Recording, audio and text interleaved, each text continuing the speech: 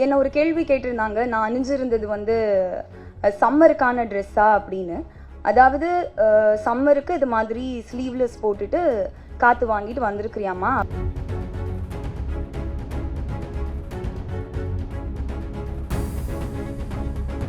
அன்னைக்கு அவங்க பேசும்போது ஒருத்தர் கூட நீங்க ஒரு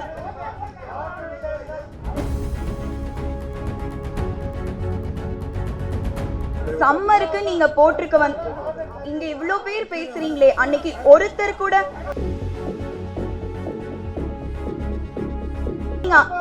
அவர் தப்பா பேசலையா? சரி, வெல் அண்ட் குட். சிறப்பு விருந்தினர்கள் அண்ட் யோகிடா படக்குழுவினர், உங்க எல்லாரோட ஒத்துழைப்போட இந்த மேடையை நான் ஒரு 2 நிமிஷம் எனக்காக பயன்படுத்திக்கணும் அப்படின்னு நினைக்கிறேன். இது உங்களுக்கான விழா, நான் அதை பண்ணக்கூடாது, ஆனாலும் அது ஒரு கட்டாயத்தில் இருக்கிறதுனால உங்க எல்லாரோட பெர்மிஷனோட ஒரு 2 நிமிஷம் மட்டும் நான் இந்த மேடையை பயன்படுத்திக்கிறேன். பத்திரிகையாளர் அவர்களே வணக்கம். வந்திருக்காங்களா? லாஸ்ட் டைம் என்ன ஒரு குவெஸ்டின் கேட்ட சார், நான் ஈவெண்ட் முடிச்சிட்டோம் சாரை தேடினேன், எனக்கு கிடைக்கல.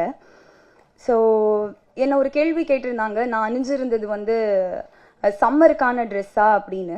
அதாவது சம்மருக்கு இது மாதிரி ஸ்லீவ்லெஸ் போட்டுட்டு காத்து வாங்கிட்டு வந்திருக்கிறியாமா அப்படின்றதுதான் நீங்கள் கேட்ட கேள்விக்கான பொருள் அப்படின்னு எனக்கு ஒரு 5 செகண்ட்ல புரிஞ்சுது. ஆனால் நான் வந்து அந்த இடத்துல கோவப்படுறதா இல்லை தொகுப்பாளினியா மேடை நாகரிகம் கருதி அமைதியாக பதில் சொல்றதா அப்படின்ற குழப்பத்திலேயே நான் அந்த இடத்த கடந்து போயிட்டேன். அதுக்கப்புறம் நான் வெளியே வந்து உங்களை தேடினேன், நீங்கள் இல்லை. எல்லாரும் நான் உங்களை சரியா உங்களுக்கு பதில் சொன்னேன்னா என்னன்னு எனக்கு தெரியல, ஆனால் மக்கள் எல்லாம் உங்களுக்கு ரொம்ப அழகான பதில்களையும் கேள்விகளையும் கேட்டிருந்தாங்க. அதை விட தாண்டி சக பத்திரிகையாளர் ஒருத்தர் ஒன்று எழுதியிருந்தார் அந்த விஷயத்தை பற்றி, அதை இங்கே படிக்கணும் அப்படின்னு ஆசைப்படுறேன்.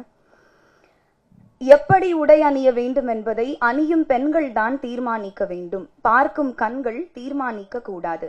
அதிலும் பொறுப்பும் அனுபவமும் மிகுந்த ஒரு பத்திரிகையாளர் ஒரு பெண் தொகுப்பாளரின் உடை குறித்து இன்று சபையில் கேட்ட கேள்வி ஊடக அறத்தை கேலி கூத்தாக்கிவிட்டது. இதே கேள்வியை ஒரு பெரிய நடிகையை பார்த்து கேட்கும் திராணி நமக்கு இல்லை அல்லவா?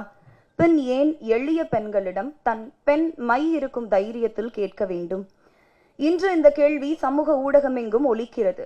இந்த கேள்வி ஒரு பத்திரிகையாளரின் கேள்வியாக பார்க்கப்படாது, ஒட்டுமொத்த தமிழக ஊடகத்தினரின் கேள்வியாக தானே பார்க்கப்படும். நாம் எரியும் கற்களை இயற்கை நமக்கே திருப்பி அனுப்பும் அப்படின்னு ஒரு பத்திரிகையாளர் எழுதியிருந்தாரு. அவருக்கு ரொம்ப நன்றி. அவர் பேரை தெரிஞ்சுக்கிறதுக்கு நான் ட்ரை பண்ண குரூப்ல தான் ஃபார்வர்ட் பண்ணியிருந்தாங்க. நான் வந்து சின்ன வயசுல நான் பேச்சு போட்டியில டிஸ்ட்ரிக்ட் லெவல்ல ஃபர்ஸ்ட் ப்ரைஸ் எல்லாம் வின் பண்ணியிருக்கிறேன் சார். உங்களுக்கு ஒர்க் எத்திக்ஸ் அப்படின்னா என்னன்னு தெரியுமான்னு எனக்கு தெரியல. ஆனால் நான் விவரம் தெரிஞ்ச வயசுல இருந்து மேடை ஏறி மைக்கு முன்னாடி நிற்கிறதால நான் அழகான தமிழ் வார்த்தைகளை தான் பயன்படுத்துவேன் அப்படின்னு எப்பவுமே எனக்கு ஒன்று இருக்கும்.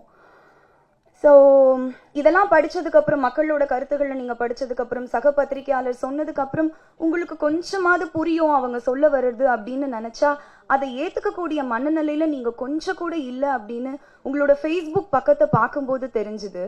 அந்த கேள்வியை ரொம்ப நியாயப்படுத்தி ரொம்ப அபத்தமான விளக்கங்கள் கொடுத்து ரொம்ப வக்ரமான சொற்கள் அங்கேயும் நீங்கள் பயன்படுத்தியிருந்தீங்க. அதை பார்க்கும்போது எனக்கு வந்து நீங்கள் ஏன் இப்படி பண்ணுறீங்க, மாற மாட்டீங்களா, புரியாதா அப்படின்லாம் எனக்கு கேட்க தோணல. ரொம்ப வருஷமா கேட்குறாங்க. எனக்கு இருந்த ஒரே கன்சர்ன், உங்களோட அடுத்த தலைமுறைக்கு நீங்கள் என்ன மாதிரியான மாரல்ஸையும் எத்திக்ஸையும் வேல்யூஸையும் கடத்துவீங்க அப்படின்றதான் என்னோட ஒரே எண்ணமாக இருந்துச்சு. ஸோ இதுக்கெல்லாம் ஆரம்ப புள்ளி நான் எங்கே பார்க்குறேன் அப்படின்னா, பல மேடைகளில் ஒரு வெற்று விளம்பரத்துக்காக கோமாளித்தனமான நடவடிக்கைகளில் ஈடுபடக்கூடிய ஒரு நடிகர் என் கழுத்தில் மாலை போட ட்ரை பண்ண அப்போவே எல்லாரும் சொன்ன மாதிரி நான் வந்து போலீஸ் கம்ப்ளைண்ட் கொடுத்து அவர் பிடிச்சி ஜெயிலில் உட்கார வச்சிருந்தாலோ இல்லை அந்த நடிகரோட கன்னத்தை அந்த மேடையிலே பழுக்க வச்சிருந்தாலோ இது இங்கே வரைக்கும் வந்திருக்காது அப்படின்னு நான் நினைக்கிறேன். ஏன்னா வந்து அமைதியாகவே இருக்கிறதுனால நான் ரொம்ப பலவீனமானவள் அப்படின்னு நினச்சிட்டு உங்களை மாதிரியான சில ஆண்கள் உங்கள் பலத்தை என்கிட்ட காட்டணும் அப்படின்னு நினைக்கிறீங்களான்னு எனக்கு தெரியல. நான் ஏன் இது ரொம்ப கடந்து போயிட்டு இருக்கேன்னா, இது எல்லாத்தையும் விட ரொம்ப முக்கியமான விஷயங்கள், நல்ல நல்ல விஷயங்கள் என் வாழ்க்கையில் நடந்துட்டு இருக்கு. அதில் நான் ஃபோக்கஸ் பண்ணிட்டு இருக்கேன். அதனால தான் இதை கடந்து போயிட்டு இருக்கேன். ஸோ நான் கேள்விப்பட்ட சார், உங்களுக்கு 50-60 வயசு கடந்துருச்சு, நீங்கள் வந்து பணி நிறைவு காலத்தில் இருக்கீங்க, ரிட்டையர் ஆக போறீங்கன்னு கேள்விப்பட்டேன்.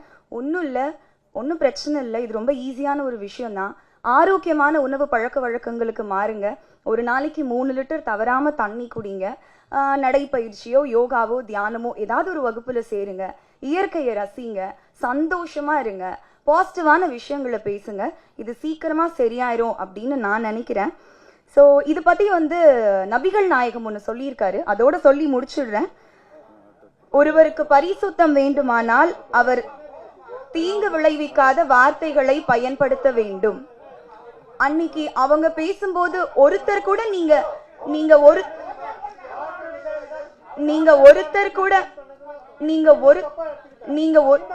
என்ன சார் தப்பா எடுத்தேன் சொல்லுங்க. என்ன தப்பா எடுத்தேன் சொல்லுங்க சார். சம்மருக்கு நீங்க போட்டிருக்க இங்க இவ்ளோ பேர் பேசுறீங்களே, அன்னைக்கு ஒருத்தர் கூட நீங்க அவர் தப்பா பேசலையா? சரி, வெல் அண்ட் குட். அவர் தப்பா பேசலன்னு சப்போர்ட் பண்ணீங்கன்னா வெல் அண்ட் குட்.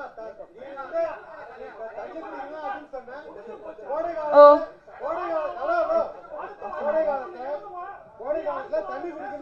சரி, கோடை காலத்துல தண்ணி குடிக்கிறதுக்கும் நான் அணிஞ்சிட்டு வந்த சாரிக்கும் என்ன சம்பந்தம்?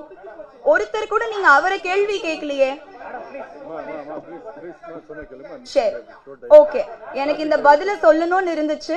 இதோட வந்து இதுக்கப்புறம் என்ன வந்து வம்புக்கு இழுக்காதீங்க. இதுக்கப்புறம் ஓ சரி சரி சரி, தேங்க்யூ சார். இந்த டைம் கொடுத்ததுக்கு பெரிய நன்றி. Thank you sir.